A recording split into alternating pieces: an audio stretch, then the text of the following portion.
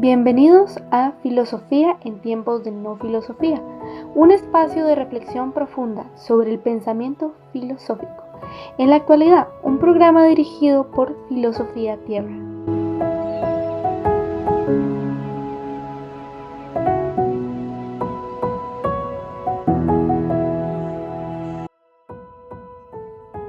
Y en aquel tiempo Jesús dijo a los judíos: mis ovejas escucharán mi voz, yo las conozco y ellas me siguen. Bienvenidos al episodio 257. Mi nombre es Marco Antonio y estamos en el día 11 de mayo y nos toca hablar del estado mínimo versus el estado redistributivo. A lo largo de la historia del pensamiento político moderno ha habido muchos debates, desde la fundación del Estado, la naturaleza del ser humano, la mejor forma de gobierno, entre otros debates. Pero actualmente este debate es el que más relevancia tiene y el que trata de resolver los problemas de hoy en día. Y hablamos el debate sobre el estado mínimo y el estado redistributivo. Son dos visiones contrapuestas que han marcado todo el desarrollo moderno y contemporáneo de la política y cómo se va desenvolviendo esta forma, ¿no? El debate es sobre las libertades. El problema de la libertad es un problema que ha surgido, incluso es un problema metafísico, el problema de la libertad, ¿no? Porque se supone que si conocemos la causalidad, causa-efecto de todas las cosas en el universo, quiere decir que nosotros estamos predeterminados a vivir ciertos efectos como consecuencia de causas. Entonces no somos libres, pero necesitamos nosotros un concepto de libertad o pensar que somos libres para poder tener responsabilidad moral. Y al tener responsabilidad moral podemos ser responsables de nuestros actos y así es como se manejaría el sistema correccional en todas las sociedades del mundo, porque somos responsables moralmente. Entonces es un debate que ha retomado su fuerza en términos de lo social ahora, ¿no? Como ha cambiado de la libertad de uno mismo, la libertad social, y que en esa libertad social no se le denomina de esa forma, se le denomina estado por un lado mínimo y un estado redistributivo, donde el estado mínimo sostiene que la única función legítima del gobierno es proteger los derechos individuales, que son vida, libertad y propiedad, y reduciendo su intervención del Estado a la seguridad, a la justicia y a la defensa nacional. Desde una óptica, no puede el Estado interferir en otras funciones, ¿no?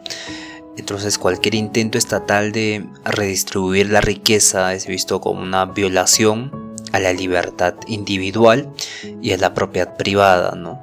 Entonces el problema de la libertad ha evolucionado hasta este punto y en contraposición surge el estado redistributivo, que defiende la idea de que la libertad real no puede separarse de ciertas condiciones materiales mínimas, ¿no? Y desde esta perspectiva el Estado tiene responsabilidad de intervenir en la economía para garantizar la igualdad de oportunidades y así que las personas sean más libres, ¿no? Y proporcionar servicios básicos como salud y educación, ¿no? Y corregir las desigualdades estructurales del mercado. Y este debate no es meramente técnico, sino que es profundamente filosófico y ético, pues nos confronta a nociones distintas de justicia, libertad y al rol de la comunidad política, porque todas las personas somos distintas y pensamos de diferente forma estos conceptos y por lo tanto se convierte en un debate que tiene relevancia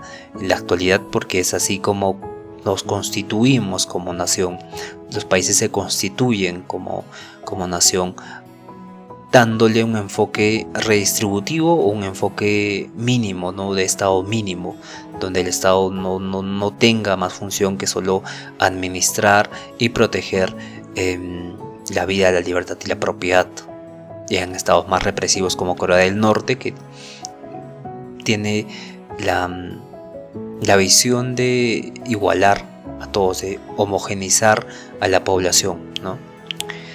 Entonces son problemas contemporáneos, porque hay países muy liberales y países muy reprimidos que tienen parten de estos enfoques de la política, ¿no? De teoría política. Bien, y nosotros pensamos que es teoría nada más, ¿no? Pero esta teoría conlleva a la realización práctica de las sociedades, ¿no? Una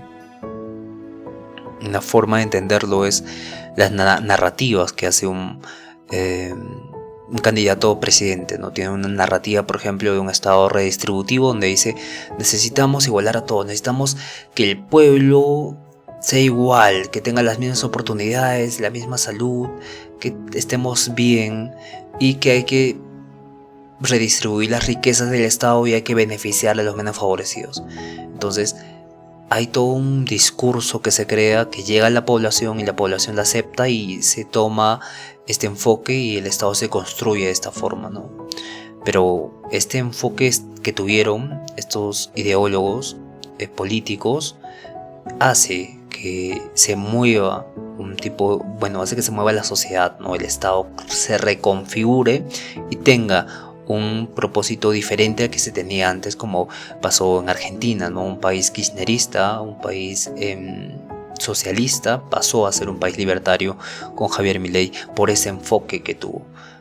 Y se basó en la realidad, pero se tuvo que justificar porque estamos viviendo esta realidad y que se puede vivir mejor.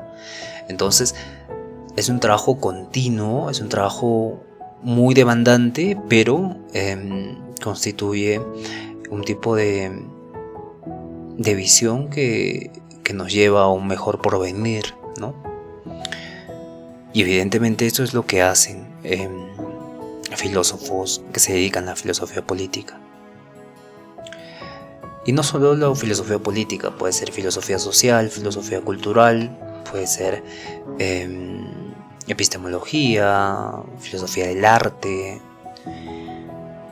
Toda la parte teórica es importante para el desarrollo de un país, porque de esa forma abrimos la conciencia a nuevas perspectivas y a nuevas formas de entender la realidad que nos hace más libres. Entonces la libertad no solo es material, sino que también es,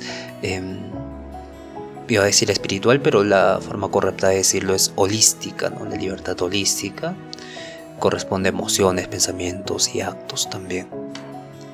Y también la libertad espiritual, ¿no? Porque en muchos países se reprime por un pensamiento teológico, por un pensamiento dogmático, y que hace que no se acepten otras religiones como el cristianismo en China, en otros países. Y evidentemente se tiene que justificar, ¿no?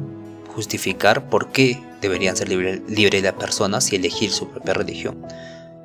Y encontrar evidentemente el camino y llegar a un consenso también, ¿no? Porque no se trata de imponer, se trata de llegar a un consenso dando razones y formas de entender la realidad de las cosas. Bien, entonces, entrando en el tema de hoy, el estado mínimo es propuesto por Robert Nozick. En el anterior episodio hablamos de Robert, pueden revisarlo, está muy interesante, pero hoy vamos a profundizar un poco más sobre él, ¿no? Robert Nozick escribe Anarquía, Utopía y Estado en 1974. Fue escrita directamente para debatir o para hablar en contra de la teoría de la justicia de John Ralph, que se escribió años antes, y John Ralph defendía un estado redistributivo para garantizar la justicia social, y Robert Nozick afirmaba que cualquier redistribución coerciva por más que sea buena para los menos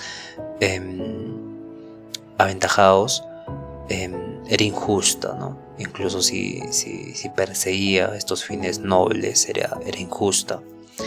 Y entonces el estado mínimo solo se limitaría a, cuando hablamos de estado mínimo, hablamos de una forma de gobierno. Por ejemplo, la forma de gobierno de México sería un estado, bueno, no sería, ¿no?, de un país cualquiera que tenga esta perspectiva, que tenga esta forma de ver el mundo, tendría estos principios, ¿no? Proteger primero los derechos individuales negativos como la vida, la libertad y la propiedad. Solo se basaría el Estado en proteger estos derechos mínimos y hacer cumplir los contratos establecidos, ¿no?, establecidos voluntariamente, que se hayan firmado entre dos personas libres. Entonces el Estado solo sirve para garantizar, proteger los derechos individuales, hacer cumplir los contratos y garantizar la seguridad, ¿no?, mediante la defensa nacional, la policía y mediante los tribunales entre los jueces, el poder judicial.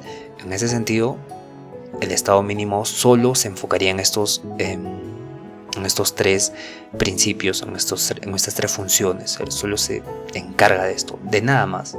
Y este estado no debe entrar en el aspecto económico de cómo las personas manejan su economía o cómo quieren distribuir sus recursos, ¿no? Este estado no debe redistribuir recursos ni debe promover servicios públicos como salud, educación, bienestar social, sino que estos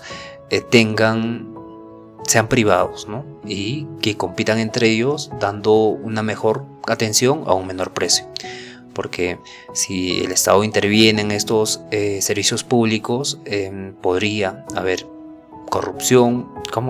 De hecho, no vamos a negar si hay corrupción cuando el Estado se vuelve intermediario, y eso implica violar, por ejemplo, el derecho a la propiedad de quienes generan riqueza, ¿no? Hay una constante falta de ética en los servicios públicos, donde se compran medicamentos sobrevaluados, comidas que están a punto de vencer.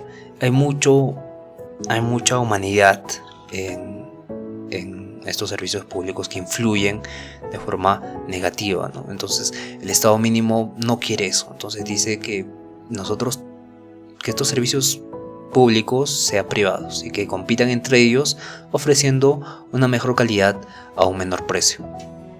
Y luego está los teóricos del Estado redistributivo, como John Rawls, que exige que hayan cierta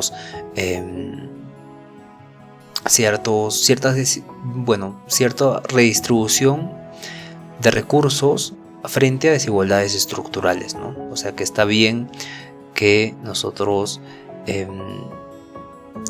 expropiemos algo, pero para el beneficio de una minoría que está siendo olvidada, que está siendo menos beneficiada en la sociedad. Y evidentemente son posturas ambas comprensibles, y también va a haber discusión sobre si es correcto o es incorrecto aquello. Y ese es el debate, ¿no?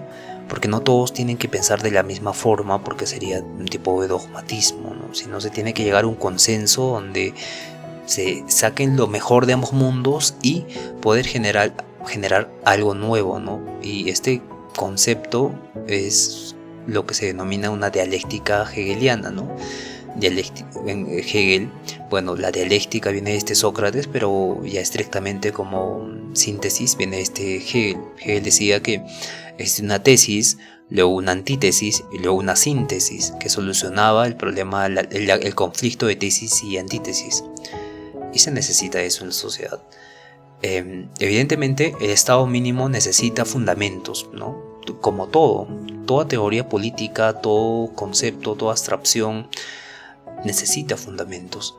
Entonces este estado mínimo se ha basado en el pensamiento de John Locke, porque Robert consideraba que los individuos tienen derechos naturales inviolables en este estado de naturaleza del que los contractualistas hablaban, y que nadie, ni siquiera el Estado, tiene derecho a usarlos como medios para fines colectivos, ¿no? Porque te estás viendo a la persona como un fin, bueno, estás viendo un medio para un fin, ¿no? Ves los recursos que tiene, tratas con la persona pero como para un fin, le quitas los recursos y los llevas los menos aventajados, entonces se convierte esa persona con la que trataste un medio para un fin. Y en este caso Robert Nozick tenía este pensamiento kantiano de ver a las personas en sí mismas y no medios como para un fin, ¿no? Para llegar a un fin. Entonces, en el libro Anarquía, Estado y Utopía, en el capítulo número 9, menciona lo siguiente: los individuos tienen derechos y hay cosas que ningún individuo, ni grupo, pueden hacerles sin violar esos derechos, porque ya están incluidos en los mismos derechos que intentan violar. Entonces, esto es una garantía de que los individuos independientes no pueden hacer daño a otros, porque se harían daño a sí mismos si aceptan que hay derechos que no se pueden violar. Es muy interesante, y aparte Nozick propone 3 principios clave de justicia, ¿no? La justicia tiene que corresponder a 3 principios, como el principio de adquisición, el principio de transferencia y el principio de la rectificación o la reparación de injusticias.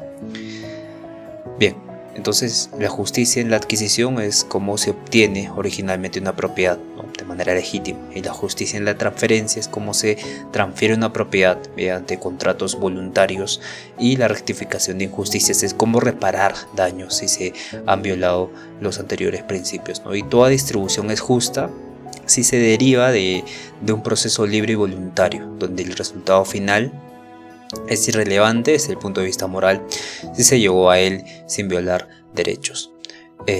Entonces Nozick compara la redistribución estatal con el trabajo forzado parcial, ¿no? Porque obliga a los individuos a trabajar en parte para otros sin su consentimiento, ¿no? Por medio de impuestos.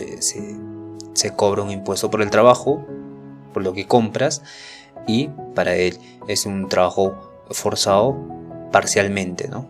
Porque se está cobrando impuestos, ¿no? Y para él programas como salud pública, educación gratuita, seguridad pública, aunque estén bien intencionados, son injustos si se financian a través de la coacción fiscal, lo que nosotros llamamos impuestos en general, ¿no? Evidentemente esto es algo muy debatido y no busca Robert Nozick una sociedad uniforme o igualitaria, ¿no? Nozick propone más bien una utopía basada en una libertad individual, pero que sí exista una libertad individual, donde una sociedad donde distintos grupos puedan vivir según sus propias reglas, siempre que sean voluntarias y respeten los derechos de los demás, y de ahí el título de su obra, ¿no? En Anarquía, Estado, Utopía. Entonces el estado mínimo de Nozick se basa en una concepción robusta de la libertad individual, los derechos de propiedad como límites morales absolutos, y en su visión cualquier estado que vaya más allá de funciones mínimas, o sea, la redistribución, está cometiendo una injusticia estructural, incluso si actúa en nombre de la igualdad o el bien común. Bien, entonces tenemos que hablar también de los argumentos a favor del estado mínimo. Ya hablamos argumentos en contra, ahora vamos a hablar argumentos a favor de este estado mínimo. El argumento central es que el individuo es dueño de sí mismo. Eso hay que tenerlo claro, y debe tener una plena libertad para decidir sobre su vida, su cuerpo, su propiedad, ¿no? Un Estado que interviene en asuntos personales o económicos viola esa libertad, ¿no? Aunque sea con fines aparentemente justos, y por eso no no es justificable violar esa libertad de ser dueño de uno mismo, ¿no? Porque termina siendo dueño de los demás, o dueño de, bueno, el Estado termina siendo dueño de uno mismo. Entonces Robert Nozick menciona, ¿no? El Estado, cito textualmente, el Estado no puede usar a las personas como si fueran medios para fines colectivos, ¿no? Como vimos, el Estado se convierte en una especie de juez utilitarista que usa a las personas para beneficiar a otras personas. Y en este sentido existen personas que se aprovechan del sistema para enriquecerse. Caso de corrupción, también influencias en el trabajo, manejo de la economía, adulteración en la administración pública, entre otras cosas que en sociedades no, por así decirlo, desarrolladas, conciben como normales, ¿no? Esto es normal. Por ejemplo, en Perú se menciona que él hace obras, pero él roba, pero hace obras, ¿no? Entonces tenemos el pensamiento un poco corrompido por eso. Se necesita una base filosófica moral que surja de nuestra naciente nación que se va creando, ¿no? Y se va creando como se va creando en una intensa lucha de corrupción que poco a poco se va limpiando, pero a la vez existen también perjuicios que no dejan que se corrija este desequilibrio a nivel ético en toda la estructura política de un país. Bien, para no entrar en temas políticos muy específicos, ahora vamos a hablar de la inviolabilidad de la propiedad privada, que para Robert Nozick es sumamente importante porque es una extensión de la libertad individual.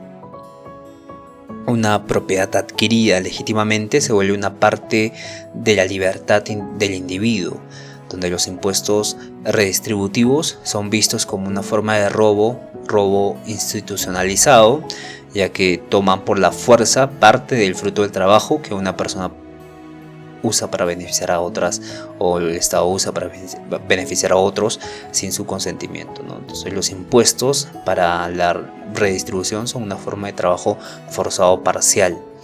Eso hay que tenerlo claro como concepto. Robert Nozick menciona esto, ¿no? Los impuestos, nosotros conocemos los impuestos como aquella obligación tributaria que sirve para estar para que todo esté en orden. Entonces, pero los impuestos para Robert Nozick, que se usan para la redistribución de esos recursos, de esos impuestos, son una forma de trabajo forzado parcial. O sea que no son dueños de esa parte de su trabajo, ¿no? Sino que hay una parte de nuestro trabajo que corresponde a un tipo de redistribución por medio de impuestos. Y para Robert Nozick eso es inviable. Y entonces, aquí el Estado no puede ni debe intentar diseñar o planificar una sociedad ideal, porque ello implica imponer una visión particular del bien, ¿no?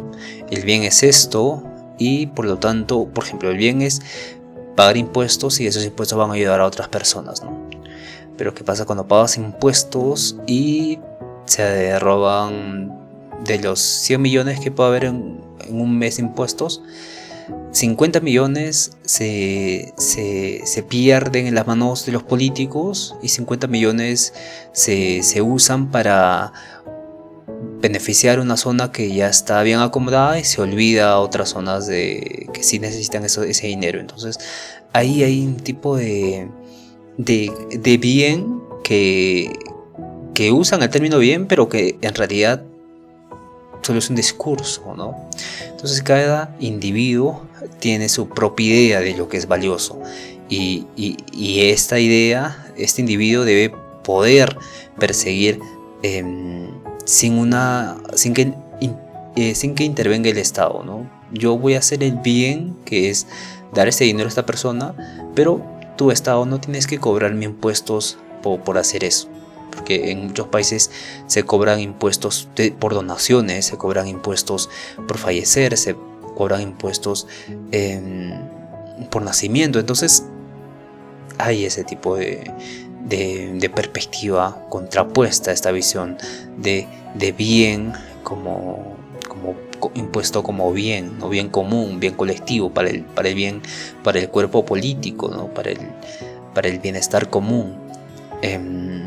Sin embargo, Robert Nozick diría que está bien eso, pero hay que dejar que las personas elijan si van a hacer eso o no van a hacer eso, ¿no? Porque ellos tienen una propia idea de lo que es valioso y el Estado impone lo que es lo bueno. Entonces, es como se dijo al inicio, ¿no? Los sofistas enseñaban a los ricos para que el bien particular se convierta en un bien común, ¿no?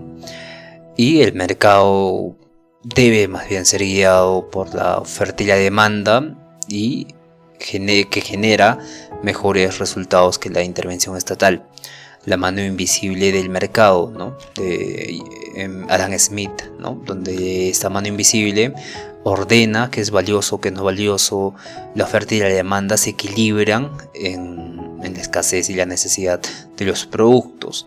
Y el estado mínimo permite que el mercado funcione con reglas básicas claras, sin que haya trabas ni subsidios arbitrarios por medio del Estado, ¿no? Que eso modifica este estado natural del mercado. Esta redistribución masiva desincentiva el esfuerzo y la responsabilidad individual, ya que los emprendedores y los trabajadores pierden motivación al ver grabados sus ingresos, ¿no? Y algunas personas pueden depender del Estado sin necesidad real, lo cual crea una cultura de dependencia, y el estado mínimo fomenta más bien la autosuficiencia, la competencia y la meritocracia. Un estado grande tiende a concentrar demasiado poder, y esto puede llevar a un tipo de corrupción, autoritarismo o, en el peor de los casos, un clientelismo político, ¿no? El Estado se tiene que limitar solo a proteger los derechos de la propiedad, ¿no? Y una forma de hacer esto es limitar al Estado para que no crezca más, y al crecer más coja más poder frente a los individuos, ¿no? Cuanto mayor es el Estado, menor es la libertad. Y este es un alegato anónimo, pero que corresponde al inconsciente colectivo, que sí ve que eso es cierto, ¿no? Mientras haya mayor Estado, mayor corrupción va a haber y menos libertad vamos a tener, ¿no? En una sociedad libre, todas las interacciones, incluida la ayuda mutua, deben basarse en el consentimiento voluntario, y el estado mínimo garantiza un marco donde cada persona elige cómo ayudar o asociarse o contribuir sin que esté coercionado a hacerlo, ¿no? Sino la voluntad misma es la que dirige una acción bondadosa. Entonces, el estado mínimo entonces se presenta como una única forma de gobierno que respeta plenamente los derechos individuales y promueve la libertad, la eficiencia y la responsabilidad, y evita la tiranía del bien común que se impone por medio de la coerción del Estado. Bien, eso referente al estado mínimo de Robert Nozick. Ahora vamos a hablar del estado redistributivo de John Ralph. Él expone esta idea de la redistribución en su obra La teoría de la justicia, de 1971, publicada en ese año. Es una alternativa tanto al utilitarismo clásico como al liberalismo de Robert Nozick, y su objetivo es desarrollar una teoría de la justicia que respete la libertad individual pero también garantice la equidad social, ¿no? Para Ralph, una sociedad justa no puede ser indiferente a las desigualdades estructurales creadas por el azar, por ejemplo la herencia o el sistema económico. El estado redistributivo es aquel que, además de garantizar derechos y libertades básicas, corrige las desigualdades económicas y sociales mediante políticas fiscales para ayudar a los menos favorecidos, y estas medidas no se hacen en nombre de la caridad, sino es una exigencia que la justicia misma permite. Y John Rawls sostiene que no es justo que algunos tengan menos oportunidades o recursos simplemente por el azar del nacimiento, ¿no? Por ello el Estado debe intervenir activamente para asegurar que todos tengan igualdad de oportunidades reales, y las desigualdades que existen deben beneficiar tanto a los desfavorecidos como a los favorecidos en este principio de diferencia. Bien, hay fundamentos teóricos que John Rawls propone. Uno de ellos es, y el más importante, la posición original, que va complementando al velo de ignorancia. Así que John Rawls propone un experimento mental, ¿no? Imaginemos que diseñamos las reglas básicas de una sociedad sin saber qué lugar vamos a ocupar. Seamos ricos, pobres, sanos, enfermos, no sabemos nada. No sabemos nada. Y a esto lo llama la posición original. Y desde esta posición imparcial, según Rawls, nadie aceptaría vivir en una sociedad sin una protección para los vulnerables, porque podemos ser vulnerables. Entonces, por lo tanto, tenemos que elegir principios que nos aseguren a nosotros, ¿no? Entonces, aquí los principios que se tienen que asegurar son las libertades básicas de igualdad para todos, igualdad justa de oportunidades, y también la redistribución justa cuando hay desigualdades. Entonces, los dos principios de justicia, que son el principio de libertad y el principio de diferencia, fundamentan que es la justicia, ¿no? El principio de libertad es cuando cada persona debe tener igual derecho a un sistema de libertades básicas compatibles con los demás, ¿no? Libertad de expresión, libertad de conciencia, libertad personal, etc. Y principio de diferencia, ¿no? Que son las desigualdades sociales y económicas, solo son aceptables si están vinculadas a cargos y posiciones abiertas para todos en condiciones de igualdad de oportunidades, y también si benefician a los menos aventajados, ¿no? En la diferencia de cargos y posiciones abiertas para todos, existe un tipo de diferencia porque los sueldos, el poder van a ser diferentes en cada cargo, y en condiciones de igualdad de oportunidades eso es aceptable para John Rawls. Y también redistribuir la riqueza, o sea, tratar desigualmente a la gente en aras al bienestar de los menos aventajados, también es justificable. En este sentido, un ejemplo sería: es aceptable que un médico gane más que otros si su trabajo beneficia a todos, y si cualquier persona con esfuerzo y apoyo educativo puede aspirar a ese puesto, ¿no? Entonces, el Estado tiene funciones específicas aquí, por ejemplo, financiar servicios esenciales como salud, educación, vivienda y transporte. Se tienen que financiar para que tengan igualdad de oportunidades, y establecer impuestos progresivos y políticas fiscales que corrijan la concentración de exceso de riqueza, ¿no? Para beneficiar a los menos favorecidos en este tipo de equilibrar esta desigualdad, ¿no? Y asegurar también las condiciones materiales mínimas que permitan el ejercicio real de la libertad, ¿no? Y no se trata de imponer una igualdad absoluta, sino de garantizar que las desigualdades no perjudiquen a los que están menos aventajados o en desventaja. En este sentido, John Rawls critica posturas como las de Robert Nozick porque asume que los derechos de propiedad son absolutos, ¿no? Sin considerar que el mercado es neutral, porque favorece a quienes parten con ventajas sociales y económicas, igual como que pasa con la tecnología.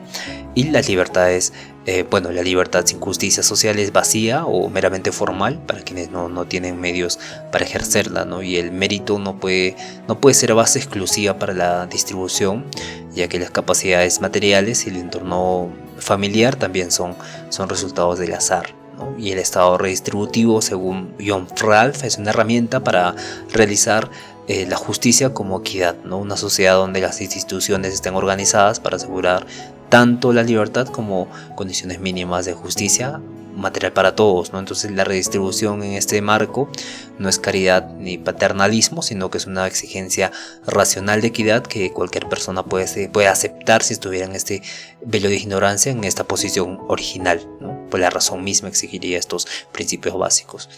Y hay argumentos a favor de este Estado redistributivo. Por ejemplo, el Estado redistributivo justifica que se exija una justicia como caridad, ¿no? La caridad tiene que ser una exigencia de la justicia, donde todos tienen libertades básicas iguales. Entonces las desigualdades solo son aceptables y benefician a los menos aventajados, ¿no? Y la justicia requiere una igualdad real de oportunidades, lo que exige compensar las desigualdades sociales y económicas que van surgiendo a lo largo del desarrollo de la sociedad. Entonces las instituciones deben estar organizadas para que las desigualdades trabajen a favor de los más desfavorecidos. En condiciones reales, o sea, en la práctica, las personas no parten de condiciones iguales, ¿no? Algunas nacen en pobreza, con acceso limitado a la educación, salud, redes sociales.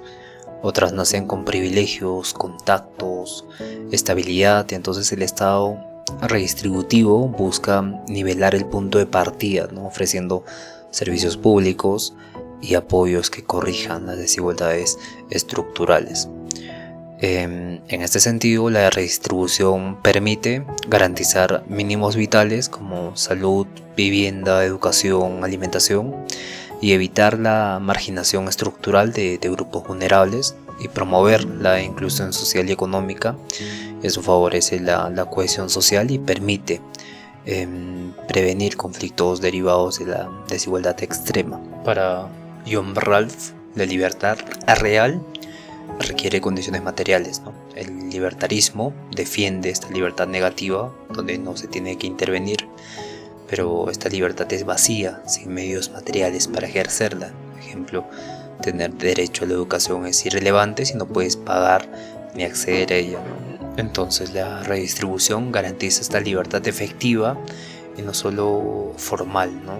Sino que palpable. Martha Nussbaum, defendiendo la redistribución, menciona lo siguiente: los derechos sin medios son ilusiones solamente. Bien, entonces vemos que el Estado redistributivo no busca eliminar toda la desigualdad, sino hacerla justa y socialmente útil, ¿no? Y proteger la dignidad humana y no solo la propiedad privada. Entonces promueve libertad real, oportunidades equitativas, y está basada en una ética de la justicia racional y no en una ideología paternalista como la comunista o socialista. Bien, nos vemos el día de mañana, que vamos a hablar de las aplicaciones prácticas de las teorías de la justicia que mencionamos ahora, y conozcanse a sí mismos y bendiciones a todos.